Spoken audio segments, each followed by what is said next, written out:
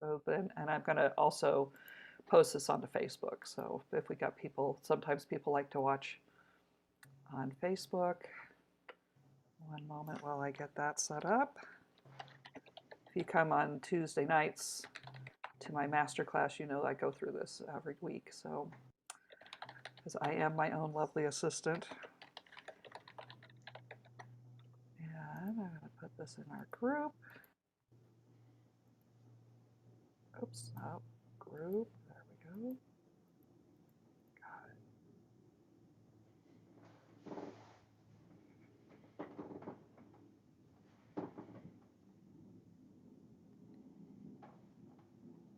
Welcome, Richard. Glad you're here. Gonna also post this. Let's see, let's get speaker view going. There we are. And just in case people have trouble finding the link, it's there. All righty. Well, let's go ahead and get started officially. I'm delighted to have Karen Peterson with us today. Karen has a wonderful story to tell. I love to ask the question, how did you get started with, as a harpist? And I read your bio, but I posted it in the invitation to come to this call. But I would love for you to tell us your story. Yeah, for sure. Thank you so much for having me, and hi, everybody. Um, I started playing on the pedal harp when I was in high school. I was in the orchestra. I had played violin and for like violin since third grade and piano for several years, and I was very, very, very mediocre at both instruments. So as a teenager, I was like, I don't want to be mediocre, but I want to practice. Practice is hard. And our orchestra had a harpist. She was graduating, and she had only played, I think, for maybe a year. And yet she was our high school orchestra harpist. And just having her be adjacent to the instrument, she was already amazing. So I was like, I want to do that. I want to be amazing without doing anything. I want to stand next to an instrument and just be impressive. So I took it up in high school. I played it a bit in college and had no interest in being a music major because again I was just trying to be interesting. I wasn't I didn't want to work. So when I graduated, I was like, all right, that's it. That's my harp life. I am now in the workforce and whatever. And after a couple years after graduating, I missed it. I was like, I did like playing that, and I'm not a musician or anything, but it would be nice to have a harp. Maybe I can get one. Um, I knew there was such a thing as a lever harp. I didn't know anything about it. I just knew they're less expensive than pedal harps, and I don't have to buy a minivan to transport it. So I found the Somerset Folk Harp Festival in New Jersey. It was the second time that they had ever had it. I think it was 2000. If you haven't heard of or gone to Somerset Folk Art Festival, I highly recommend it. It's in July, and since COVID, it is now also virtual. So you don't have to even come all the way to New Jersey. You can attend it from your home. And it was everything that I thought it would be. All the lever harp players came there. I got to explore, well, what is the lever harp since I only knew pedal? And then all of the builders were there. So I picked out an enormous 38 string triplet Eclipse fully levered because I came from pedal. I needed to have all the notes, wanted all the notes. And then for like 4 or 5 years, I just played in my room because I did not have an image of myself as what that instrument was to me as an adult. I was just kind of like, well, I liked it I did it for, you know, kicks as a teenager, and I just enjoyed it. But I kept going to Somerset Folk Art Festival and a couple other festivals, and I kept seeing the vendors there who were part of the therapeutic music programs. And I thought, I don't want to gig.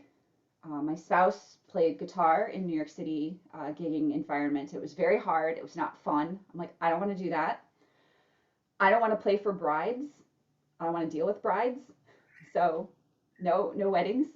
Um, but an individual audience, an audience of one who I could help, that was just like, well, that seems perfect. Like I would actually be potentially doing good.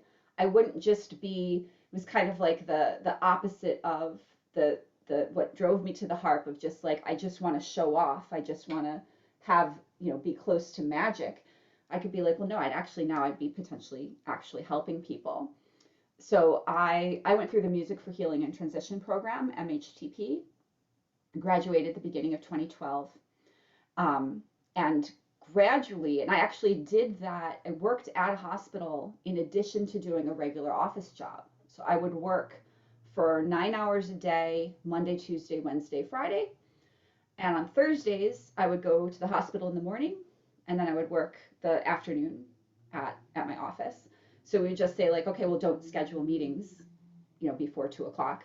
I'll be there later, and I was there extra the rest of the days. I did that for several years, and it worked really well. And my boss was actually, he was very proud of what I did at the office.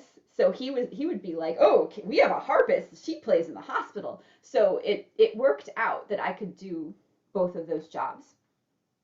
Gradually, other things happened, and I did less and less office stuff, more and more harp stuff. I had been an advisor for MHTP students. I was on the board of directors for Music for Healing and Transition program for 9 years. At the end of that, I was president, served on several committees, still serve on the research committee, and just gradually took on more private lesson students and worked to get more hours available at the hospital.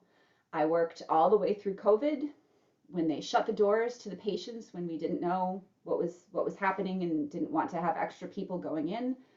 I played for staff, and I now play almost exclusively for staff, helping the staff at the hospital stay calm, pass on that calm to the patients. So I was introduced to modes through MHTP. I was always fascinated by them. And I eventually ended up writing a book to get all of the stuff that I wish that someone had told me when I started. Fantastic. Oh, that's such a great story. So, so talk a little bit about when you started improvising, because training as a pedal harpist usually means sticks and balls and reading lots of music and not improvising ever, Yes, maybe. absolutely. So this was only through the therapeutic music work. In When you're with a patient, there are, and you can think of this for your own self too. Think of the difference of what your brain is doing when you already know a song. You're kind of singing along with it. If it has words that the words are going on in your head. If you don't know the song, you ingest that music very differently. So all of the graduates needed to be able to know um, how to play something that people definitely don't know. And you can, for sure, you can have a repertoire, you can have on your music stand, here are unfamiliar songs that are likely unfamiliar to people, but you also need to be able to say like, well, what if they might know this? So they're definitely not going to know a song if I'm making it up right here. So my intro to improvisation was through therapeutic music training. Hmm. And I just want to invite all of you, if you have questions as we're talking, to just drop them in the chat. And then when I do the replay of this, I'll send out links to Somerset and links to your book and links to your teaching and any other links that come up in the conversation. I'm happy to include Perfect. those later on. So yeah, any questions that you have. Okay, so I wanted to ask you, like, when someone is first coming off the page and into improvisation, where do you start them? Um, so I would start them on the page, if that's since that's what they're used to. Let's not immediately take the paper away. And really, one of the first things that you can do is take that song that you're playing and change just like one note. Just change one note. Do something different. Do one different thing. It doesn't have to be one note per measure. You can literally change one note in the song. Um, and then could you take that and could you gradually start changing more notes? And some some of the easiest notes to change might be the accompaniment. If you just kept the melody, the exact same melody, can you just change the rhythm that you're doing for the accompaniment? If you can, because then you're not even really changing the song at that point. You're changing the arrangement of the song.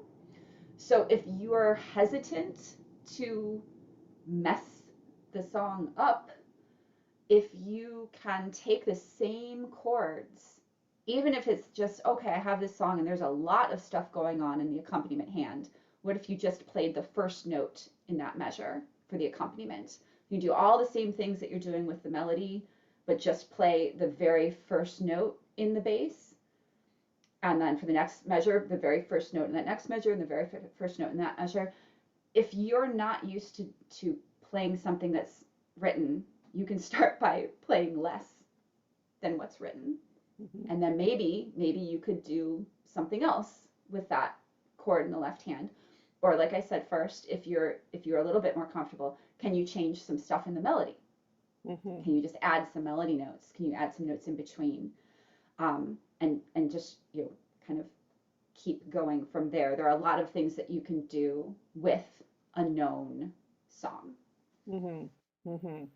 So do you have favorite first songs that you like to give to people, or you work with what they're playing currently? I would work with what they're currently doing. Uh-huh. Uh-huh. Or anything that's like, yeah, that's comfortable with them, because it's like I always want to do one thing at a time. Do one hard thing. Mm-hmm. We have so many things that we do on the harp. We even have two instruments. We have like the melody instrument and the accompaniment instrument. So let's not do all of the hard things. Just pick one. Just pick one and do it for 1 degree. Don't even do that one thing the hardest possible way. Do that one thing just guilty. Just step one. So yeah, wonderful. I love that idea of taking a familiar song, even Twinkle, Twinkle, Twinkle, you know, and playing around with that. Just with what I like to do is tell people to just start with one note in the bass, you know, one note per measure, and then gradually add a little bit to that, and gradually add a little bit to that, and gradually add a little bit to that. But also at the end of the day, I say this all the time, the harps work so hard for us if we let them. You really don't have to play every single note like you kind of need to on a piano or another instrument, because they're all ringing. Yeah. All the right notes are ringing at the right time, and we don't have to play them all. They're still there, and that richness is still there. So I do want to. Oh, go ahead. Something you can do with Twinkle, and actually with almost any song that you know, if that song is in a major key, and if you have the levers or pedals for it, so you know, if you have all of the levers, you can do this in some form. So Twinkle Twinkle, it's in the major key. It's in an Ionian mode, and on a harp, you're setting your sharps and flats based on how it's fretted. So either how your levers are going, how your pedals are going. And one of the things that was hard, you know, hard on a piano and hard on a violin, is that you have to know, oh wait, this chord has a black key in it, so now my hands have to go up here. Like I was playing it like this, but I got like F sharp, I got E flat, I have to go like that. So it was like, it's a different hand position. It's the same hand position on the harp. So a major chord is the same hand position as a minor chord. So your Twinkle Twinkle, your C major Twinkle Twinkle.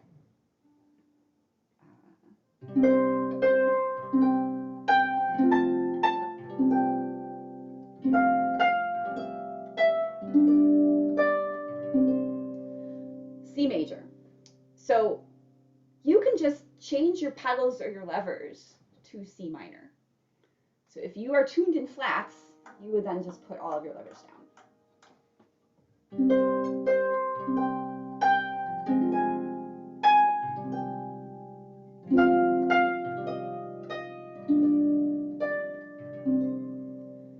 And now you have a different song. So since people know that song, I don't know that you would necessarily, like, I don't necessarily recommend that you do that like for a patient. You could do that for an audience if you're like, hey, I can do this cool thing. But you could potentially branch off into improv from there. You can use that, hey, I know that song, I know how that goes, I know where to put my fingers. So what I was doing, I was playing on all of the same strings. I did not change any string from that C major to the C minor. I just changed what the sharps and flats were based on it, based on my levers. That's, you can't do that on on any other instrument. You have to actually change how you're fingering it. Um, so that, even that part of that song might be an inspiration for you to, well, what else could I do with that to make it sound even more different, even more different? Or you could just hang out with that for a while and just be like, oh my gosh, that already sounds totally different. I can start speeding up and slowing down from that, or just enjoy what is the sound of this song that I am familiar with in this one mode, but change it to another. You can go the other way as well. If you have pieces that you play in minor, you can turn that into the same major version of it with your pedals or your levers. Yeah, yeah, that's awesome. So I meant to ask this question earlier, so I'll take like a little departure and then we'll come back and talk about modes more. But you're playing a very unusual harp.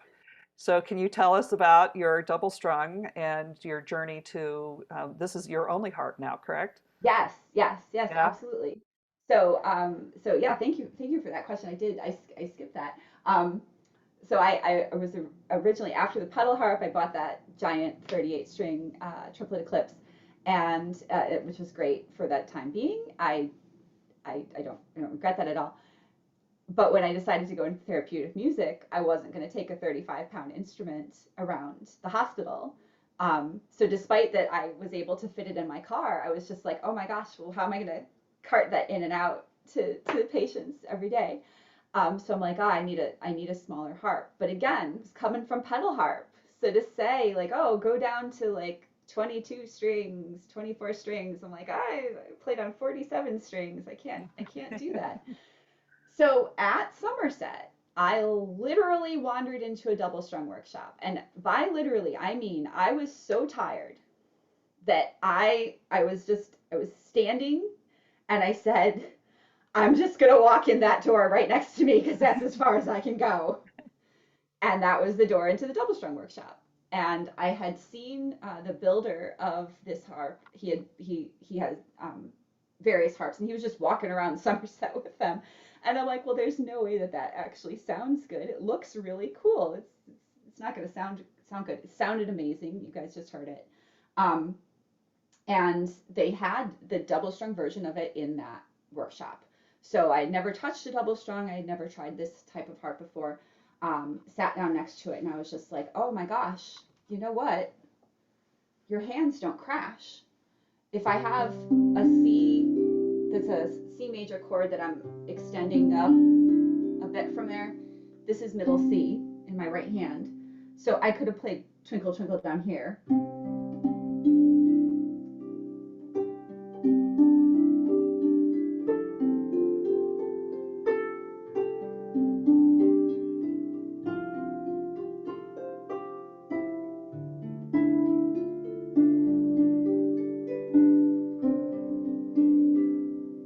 So in my quest for laziness, now I don't have to do inversions. I don't, the left hand and the right hand are never gonna, they can overlap. It's fine. I never have to be like, oh no, can't play a 158, like a full octave C chord at the lowest C because I'm playing a middle C with my right hand. It's like, sure, that's fine. It's just different strings. So this is 9 pounds, fully levered. So I have no problem. It's on a stand. So I don't have to. I don't have to. I could put it down when I have patients. I don't have to like always be holding it, and I don't have to worry that it's going to tip over.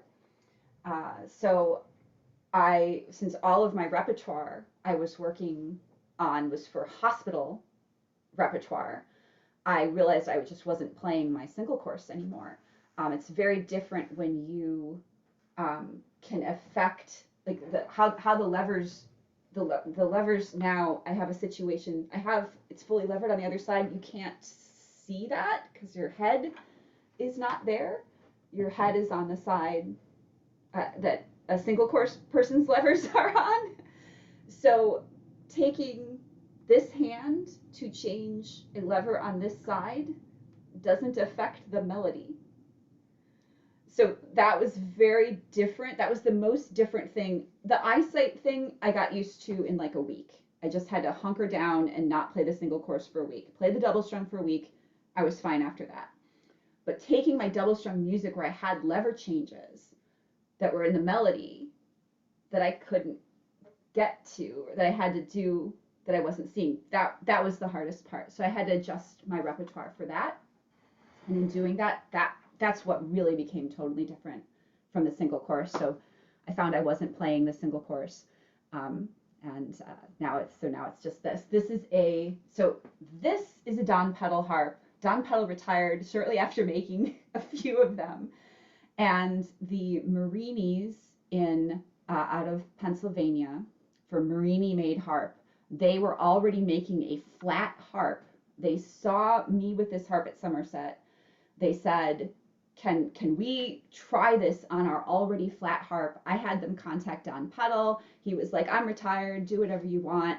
They they looked at this, but they already had a model, so they now make they now make this flat version. It's 2¼ inches wide, like I said, 9 pounds.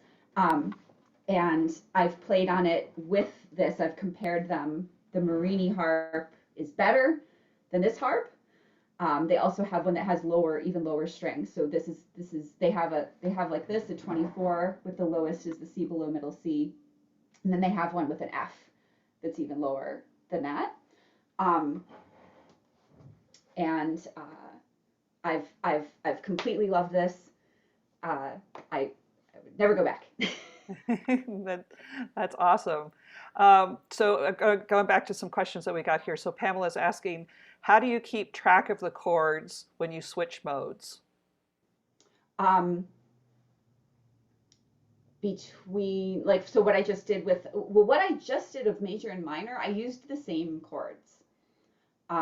So I used the exact same like numbers or letters. They were just instead of in Ionian, in the example that I was using in C major, I was using a C major chord, I was using an F major chord, and I was using a G major chord. So if you know 1, 4, 5 chords, those are 1, 4, 5 chords. It's the first, fourth, and fifth note of the scale. Those are all of the major chords in a regular diatonic scale.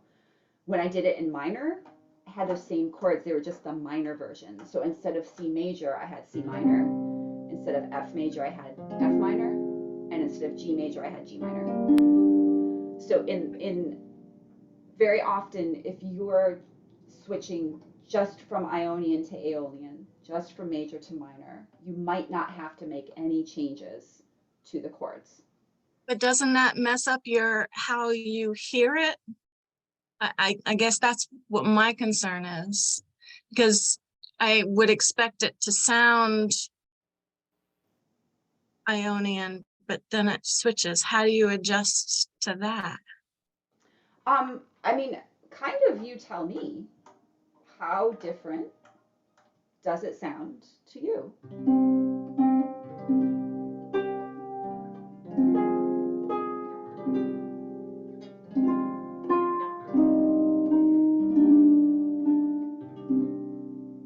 So when you play it in a major, you're playing in the Ionian mode, but when you're playing it in a minor, you're playing it in the Aeolian mode? Yeah, but the same exact strings. But same exact strings. You're changing your levers to go from one to the other. Yeah. Yes. So I've gone from C major to C minor. So it it doesn't change the, if you start with the home of that, so when I say C major and C minor, I'm not doing a relationship between what the major key of C minor is. So I'm not saying, oh, now I'm playing an E flat major. Mm. So I think so. Cimber numbers the chords according to major. That's correct. So this would be, so the C minor chord would be a 6, and then the F minor chord would be a, well, I mean, then you would still, okay, but would be a 6, the F minor chord would be a 2nd, and the C and the G minor chord would be a 3rd. But I'm just playing on the same strings with this. That would be way over my head. Okay, so I didn't know if that's, my apologies. I didn't know if that's what you were asking. Well, I think that's why I would get confused, because it's supposed to sound positive, and then when I switch it over to the minor or any other, how do you still play F when it doesn't, or C or G? But maybe it's too early for me in the game. I don't mean No. to take up Oh, time. no. I think so. I would say this is a fun exercise, and if it's not fun, don't do it, for sure. But it's not intended to be anything other than an experiment of Okay. interest. So you're not like, you're not, I don't know that like I can use that as a jumping off point for improvisation, and whatever kind of differences I'm hearing now with that result. So I'm saying, like, step 1, take your major song, turn it into the minor key, starting on all those, with all those same strings. So C major to C minor, or A minor to A major, and then listen to it. You can still read the music. You just, like, scratch out the key signature. And you could still play everything that staff is saying. All you've done is change, oh, the key signature had no sharps or flats on it, and now I just drew 3 flats in. Mm. And But does your book for fun. Say what it changes it to? If you do change, like, to 3 flats? So I have a list of every key and mode that you Okay. can put either an E flat or an A flat lever harp in, and then a pedal harp you get more, but I limit it to the A flats and E flat pedal harp lever harps. And I focused the book to be on all of the modes that start at G, so that you could compare, like, just what I did with, like, C major and C minor. I Perfect. did G. So I did G Lydian, G Ionian, G Mixolydian, G Dorian, G Aeolian, G Phrygian. So I have all of the keys. So I have all the keys for everything, but the majority of what's written in there are, all of the scores are in G blah. Perfect. I look forward to that. Thank you. Awesome. Yeah, and I'll put a link to Karen's book so that you can find that easily.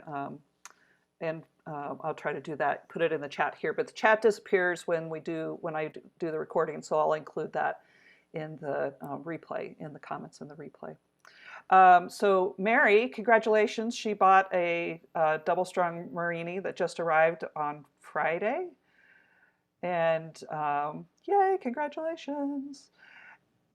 Julie asks, she's curious about what type of research you're doing with the music in the hospital. You said you're active in research. Can you talk a little bit about that? So I work on the research committee for the Music for Healing and Transition program. Full stop. I work at a hospital. So I'm not doing any research at the hospital. So the MHTP Research Committee supports ongoing research projects at other places. So there are other research going on right now.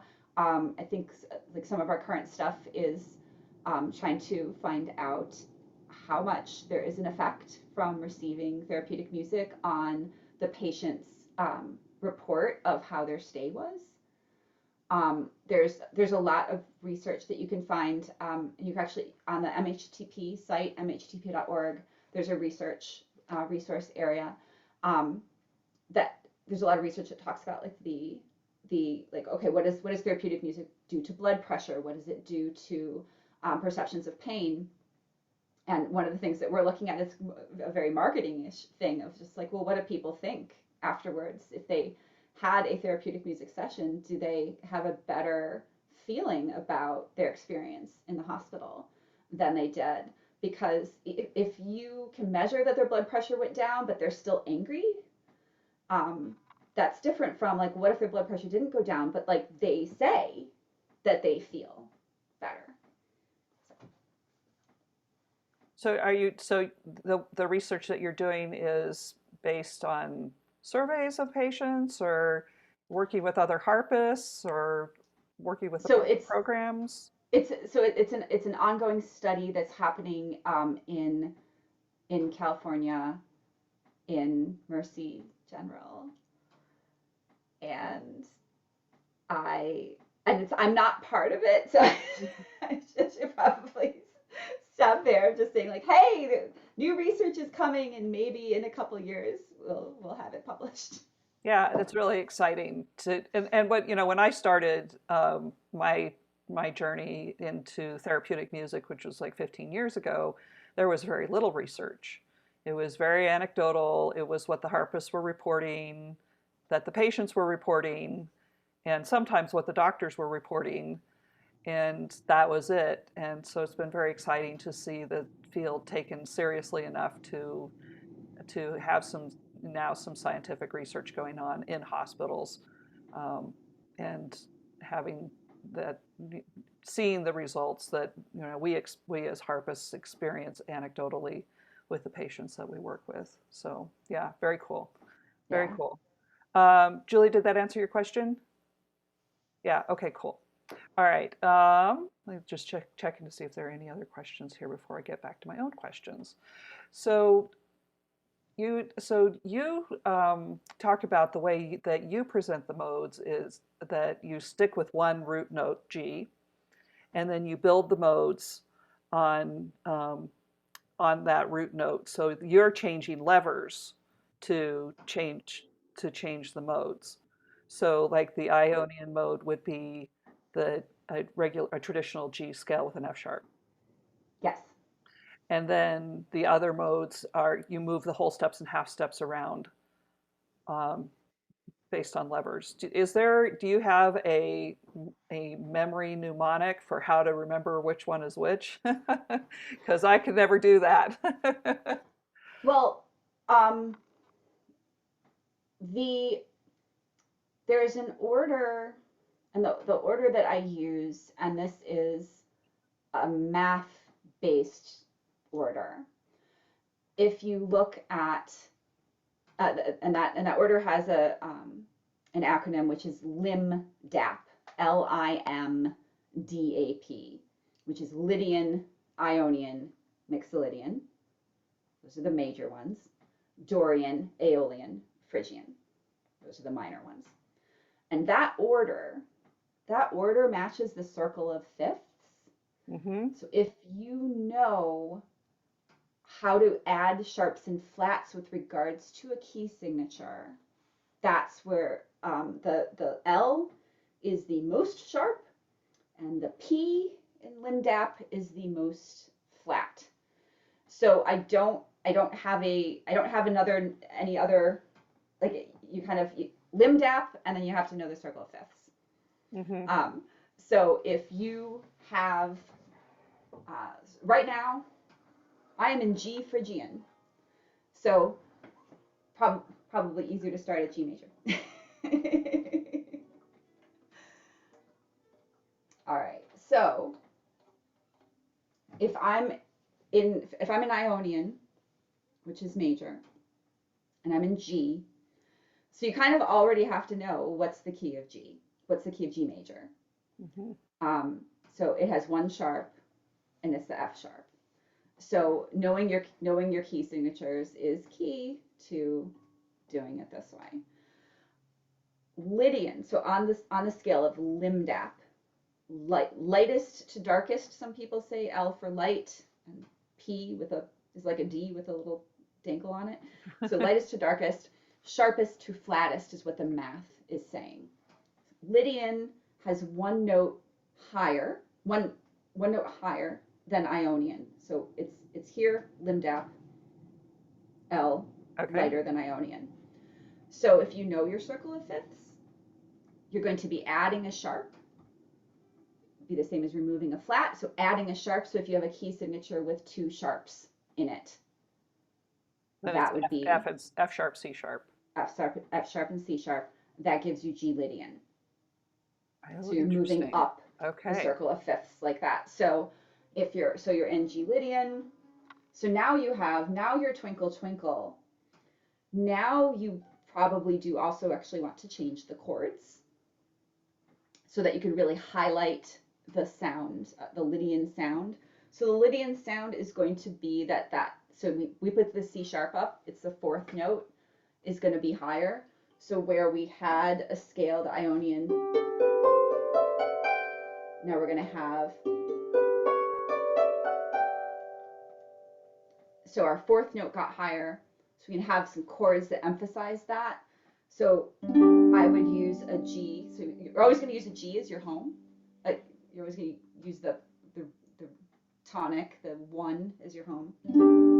And then I go up to a 2 chord, which in this case is an A major, because you wouldn't have an A major in Ionian. In Ionian, it would be A minor.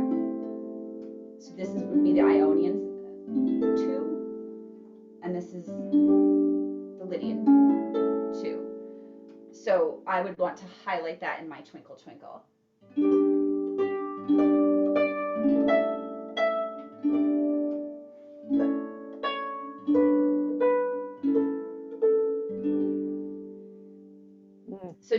So we've gone up. So now we're at the highest point, limdap. We're at the highest point, the sharpest that you can get. So everything from here is taking away a sharp or adding a flat. So if we're good, so now we go down, back down to Ionian. So we had 2 sharps. So now we're just going to have 1 sharp again, just to go back to Ionian. So our 1 sharp is F sharp. I'm start taking notes into the chat here so people can follow along. Cool. So the Lydian is a G scale with 2 sharps. Yeah. An F sharp. And I think this is one of the things that gets missed, because you always have to start somewhere. You can't start with all the things. And I think one of the things people come out from learning about modes or learning about music theory is that you finally come upon this thing where you're like, oh, I wish I knew that thing first. But you kind of can't know that thing first, because if you had known that thing first, then you would be mad that you didn't know the other thing that you really did learn first.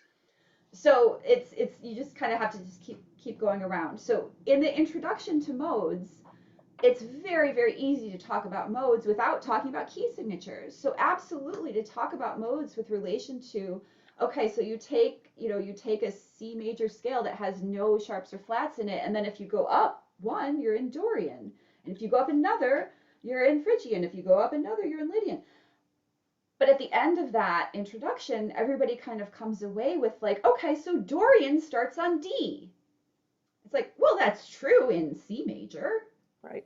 But what if you wanted to play G Dorian? And people are like, what? There's no G Dorian. Dorian starts with D. Literally, you spell it D-O-R. So, and that, an Aeolian. Aeolian starts with A. It starts with A as the letter and the word and the sound. Aeolian. So people are like, Aeolian, it starts on A. It's like, well, in the key of C. But what if you wanted to have a B flat Aeolian? They're like, what? What is that? So we're used to hearing when you say major and minor, because that's what those are the keys. People are normally talking about that. So it seems way more familiar to say C major and C minor.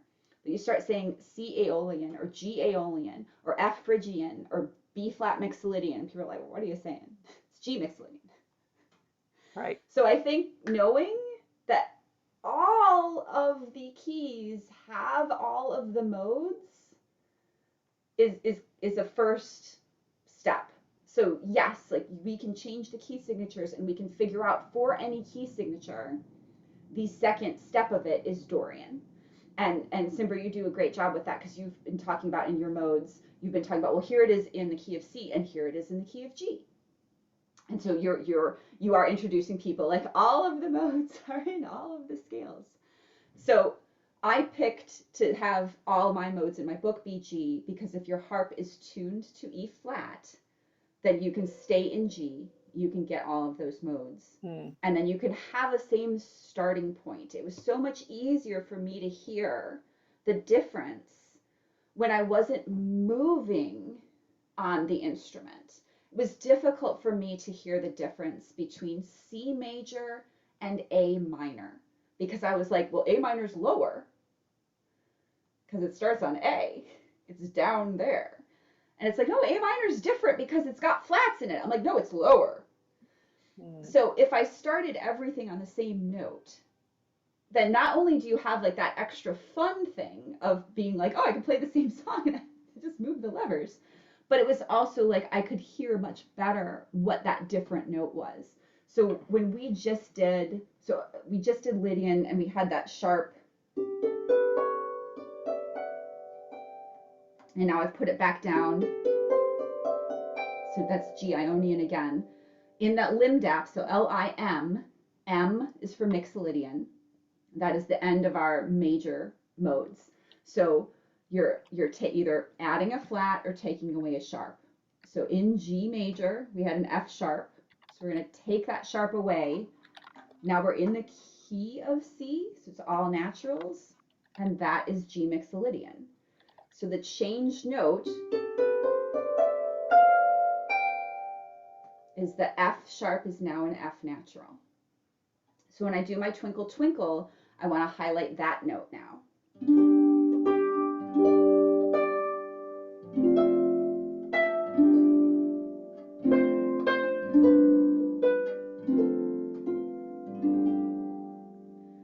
And that is just, for me, that was just so much easier to hear the difference.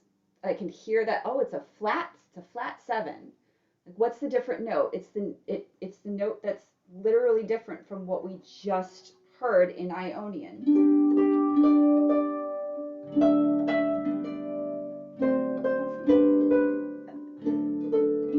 So if you play that note, it doesn't sound good. So just the melody, if I can add that F sharp to it.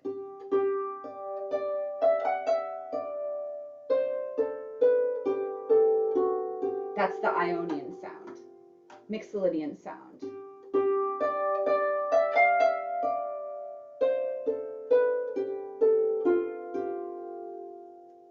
So there's only a half step that is different. So that, to me, I could hear that better than just saying, well, what's the sound of C major versus G mixolydian? Those are the 3 major. So L-I-M, those are the 3 major modes. And the mode in the middle, I, that's the most familiar, Ionian. That's what people hear the most. So it's nice because you have a vowel in between, so L-I-M. The Lydian is the darkest, and the Lydian is very odd. It's very unstable. Statistically, songs don't get written in Lydian. They'll be like a part of the song will be in Lydian, and then it'll go into something else. You're almost never going to have a whole song that's in Lydian. There's some Scandinavian songs that like they'll have like the A part will be in Lydian, but then the B part will go into something else. So that's kind of some of the longest that you will get of people staying in Lydian. So that outer edge of limdap, that L, that is on the extreme end of the word limdap, and it's an extreme mode. I, in the middle of L-I-M, very common, most common, Ionian. People totally familiar with that. Mixolydian, it's like people do it. People hear it. You hear mixolydian, so used a lot in rock. So you go from like extreme very, very common, somewhat common, and that is mirrored in DAP. So as we keep taking away sharps or adding flats, we had our G Mixolydian that had no sharps or flats. Our G Dorian is going to have one flat.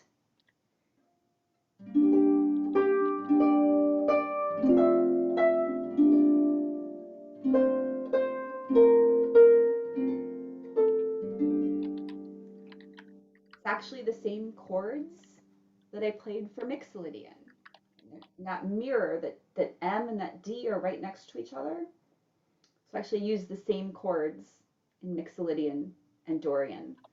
The difference was that now instead of the major home, it's a minor home.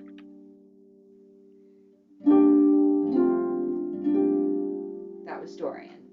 So somewhat common, not crazy exotic, but not as popular as the next one, the vowel Aeolian, adding a flat. And we already heard a version of this, but this is G minor, G Aeolian. We have two flats now.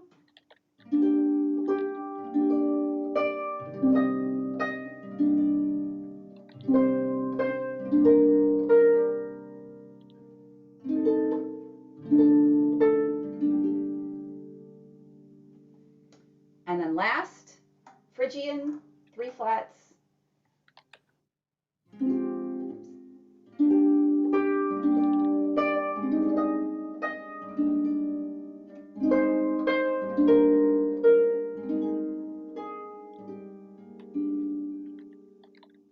We just kept going down. We got darker and darker. And as we got to Phrygian, we're at the outside of that LIMDAP acronym. So Phrygian, also very exotic mode. You don't hear a lot of Phrygian, just like you don't hear a lot of Lydian. So on the outside of LIMDAP are the most extreme modes.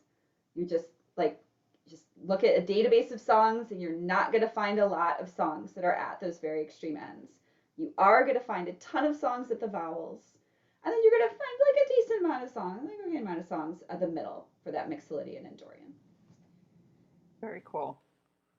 Very cool. This is such a different way than I was taught, and such an interesting. I love how it's following the circle of fifths, and that you're still, like you said at the very beginning, you're still using the same hand positions. Yes. For playing, you're playing exactly the same strings, but because you're moving the levers around, you're changing the flavor, changing the whole steps, the relationships of the whole steps and half steps to each other, and then that's what brings the modes in. But the thing that I find so easy on the harp is that, like you said, there are no black keys, so you don't have to move your hand. You don't have to memorize where you have to move your hands to, keys to avoid or whatever, because once your harp is set in the mode that you want, then all the strings are right. And Yep. you're always going to be playing the right thing in the right Yeah. mode. Yeah, that's exciting for us. And like, I'm lazy like you are. Yeah. Yeah. I don't want to work that hard either. Save your energy for other things. Right? Yeah. Very cool. All right. Do you guys have other questions about what we've been talking about so far? Is it making sense? Yeah. If you have a question, you can type it in, or you can unmute yourself and ask the question. Either way. So, and what Julie was asking of, so what you can do here is set a key signature, begin on the tonic, use the same hand shapes, and then you drop your sharps or add your flats to move through the modes. So that would be absolutely like a starting point for experimenting, because you already have sheet music. So it's like, if you work off of, or assuming you already work off of sheet music, or if not, you have music memorized, you can start there and experiment with the modes without changing what you're used to doing with your hands. Yes, it is going to sound different. That is the fun and the joy of it. It is possible that it won't translate exactly, because as you move those sharps and flats around, you move around where the diminished chord is, the chord that is, it's a jazzy chord, but it's not a folk song chord, and it's often not a rock chord. So where that is going to depend on where your sharps and flats are. And it's possible that in your original song, whatever chord you had, so I'm still in G Phrygian, so this is this like D minor diminished chord or something, D diminished. In another, in something else, in D minor, it's just a regular D minor chord. So if you took a song in D minor and it had, if you took a song in G minor, it's probably going to have this chord. And if you turned that G minor song into a G Phrygian song, that D minor is going to turn into that, and it's not going to sound good. So you will discover potentially that you're going to have chords that might not be the best chord. And this is why the other part that I have in my book is kind of outlining, what are the best chords for the modes. So and I have that, and actually on the site that I put some links to it, and Simber is also going to have it. One of the pages that I have is a thumbnail from the book. You can make it large, and I have what those recommended chords are. So you don't have to buy the book. You can find out what my recommended chords are. But as a starting point for hearing the differences, especially in the melody, just changing your pedals or levers, moving through, keeping that tonic, and either adding sharps to get more towards the limb part of limb dap, or adding flats to get more towards the dap part of limb dap, you'll be able to hear the modes using music you already have. Very cool. Very, very cool. Are you, you don't perform. Your work is in the hospital and playing for patients. Do you teach? You teach. Yeah. Do you teach Yeah. by Zoom? Do you teach online? Yes, I teach online. I teach on Google. Teach via Google Meet, and that's how I've done it even before the pandemic. I live in Jersey City, and it's not the easiest place to get to. So I'm like, hey, you don't have to drive. Great. Yep. And you've got the book out, and are you doing any workshops on your book? Anything like that coming up? I will be, but I'm working on another book. I'm just working on a book of Dorian arrangements, so that so that you can just have a book that's just all Dorian. Everything in it is Dorian. Mm-hmm. I would love to be able to get that out in time for the next Somerset in July. So I've just been like completely hunkered down and trying to do that. And once that's published, I will definitely schedule some workshops on the book. I will most likely be doing some workshops online for Somerset as part of the later part of Somerset. If you do Somerset online, you actually have access to the recordings of it all the way through the end of October. And then she does some extra weekends in September to keep people excited. And I'll be doing some workshops in therapeutic music for that. I'll be doing a workshop on modes for the current student class of bedside harps, which I think just started. But I will be doing like I'll put out my own workshops after the Dorian book is out. Yeah, definitely let us know, and I'm happy to promote that to my group, and Awesome, so that thank you. Everybody who's been here and tuning into what you've been, will be able to get to you and take classes with you and get your next book. It's very exciting. Yay! Julian asked why Dorian specifically for your next book. Dorian, I think, is one of the most elusive modes because it's the note that is different in it from the Aeolian mode, which is closest to, so lim dap, DAP, it's close to Aeolian, which is the minor mode that we are way, way, way more familiar with. The one note difference in it, that note is hardly ever used. So even in Scarborough Fair, which everybody's like, is the probably the most well-known Dorian song, the note that's different from minor, it's just a passing tone. It's hardly featured. And so what makes that song Dorian? It's very mysterious. So it becomes more about the chords. Dorian 1, flat 7, 1.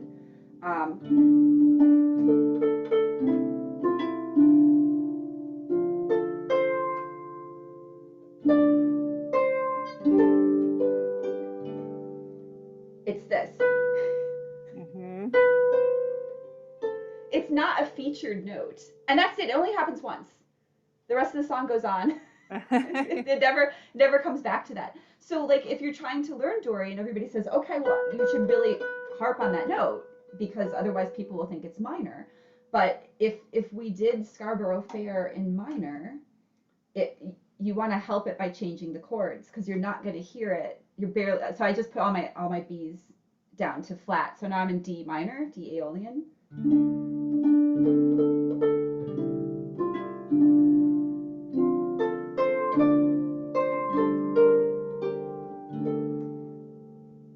It's just that one note. Yeah, it's that one note that makes it, yeah, it's so interesting. So we know that that's not the right note if we're familiar with Scarborough Fair, but it's not like, oh, that's totally a Dorian song. So I was like, okay, what I need to get into this more. Like, how do we make Dorian more accessible? Mm-hmm. So yeah, I just thought like it's a common mode. I think people when they first learn about modes are like, oh, I want to do find me stuff in Lydian, find me stuff in Phrygian. It's just like people don't play in those modes. Like you can do improv, you can write a song, and then that's fine. But it's not common. So if you are playing for especially a patient audience, you're probably not going to use Phrygian and Lydian a lot. So I wanted it to be practical. I want all the stuff that I do to be practical. I want you to be able to use it, not just theory. So I was like, kind of, what's the most elusive, hardest thing to deal with that would be actually useful? So that's why I picked Dorian. Okay, cool. All right, so we're getting close. We're just a little bit over time. Do you have a couple more minutes to answer Oh a yeah, couple more yeah, for questions? sure. Okay, great. So Pamela says, what is Dorian mode really helpful for in a hospital setting? So if you are both Dorian and Mixolydian, those are those in the middle of limb dap where it's not the exotic mode of the Lydian or the Phrygian, but it's a little bit different from the common Ionian and the Aeolian. So if you want somebody to really connect with you, then you want one of those more familiar modes. You want the Ionian or the Aeolian. If you're moving just one step away from like, okay, like you're following along with me, like we're in a familiar place. If you want to try to remove them just one step from being in that familiar place. So this could be, hey, you're in a lot of pain and I want to help you release a little bit from being in that pain, or you're really anxious because you're super focused on your pain or something, focused on being in the hospital, and I want you to just release from that anxiety, or you're very awake and I want you to release from being awake, then we can just go like one level into a less familiar mode. So if you are already have decided to connect with them on an Aeolian in a minor key, you're already there in that kind of yearning, solemn space. You've already chosen to be in a minor key. So you've already chosen this sound over this sound. This would be the major. You've already decided I'm here. Then you can take them away from the common from the common sound of a D minor.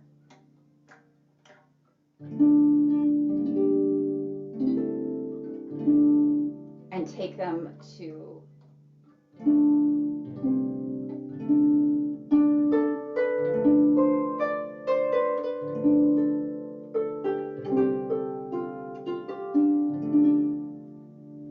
instead of the more common.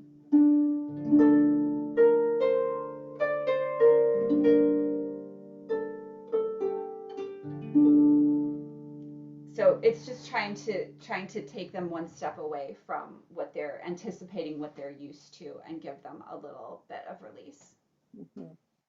Last question, when you arrange, do you typically decide on a particular mode you want first?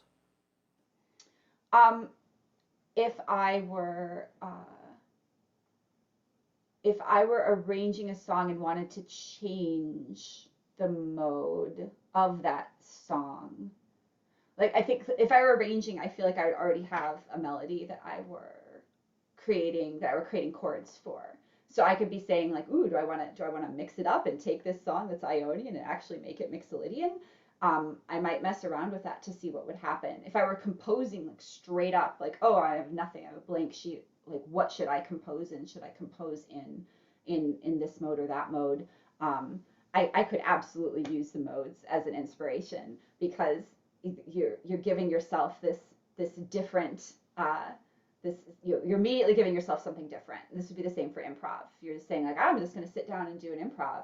Like, what kind of improv am I going to do? Well, the mode is an element of music, just like meter, just like context, just like melodic contour, tempo, rhythm, and mode. So if you're just sitting down and saying, okay, I want to do a 3/4 flamenco beat improv. Okay, well, what mode am I going to do? I could do that in Phrygian. That's like a flamenco type mode. But it would all be like coming together with like, what are those other elements that I'm going to put into here? Just because it's in Ionian, for example, if we like, a lot of times you want to say that's a happy mode, but that doesn't mean that you can't play Ionian slowly. Doesn't mean you can't play Aeolian quickly. You could play a very vivacious Aeolian song. You could play a very, very slow and arrhythmic rubato Ionian song. The mode is just one element that you get to turn the dial on for your improvisation knobs. Nice. All right, well, we're a little bit over time, so I want to respect everybody's time here, and especially Karen. Thank you so, so much for spending an hour with us and sharing just the tip of the iceberg. I just feel like I could talk to you all afternoon about this. I have like lots more questions, so we'll definitely have you back on when you, when you're ready to announce your next book, or you have workshops coming up, and be delighted to have you back and have more people asking questions. Lots of thank yous coming through here in the chats, and so we've got some watchers on Facebook as well. And Karen's a great teacher. Oh gosh, we have a bunch of people who are watching on Facebook as well. So it's exciting to have you here. So I'm going to wish you all a wonderful rest of your day. And so glad you're here with the Improvising Harpist Facebook group. And feel free to shoot Karen any questions that you have as you're working through. Go back and listen to this again and ask her any questions. And yeah. So thank you all for coming. I'm going to close it out. Thank you so much. You're welcome. Have a great afternoon. All right. Bye. Bye.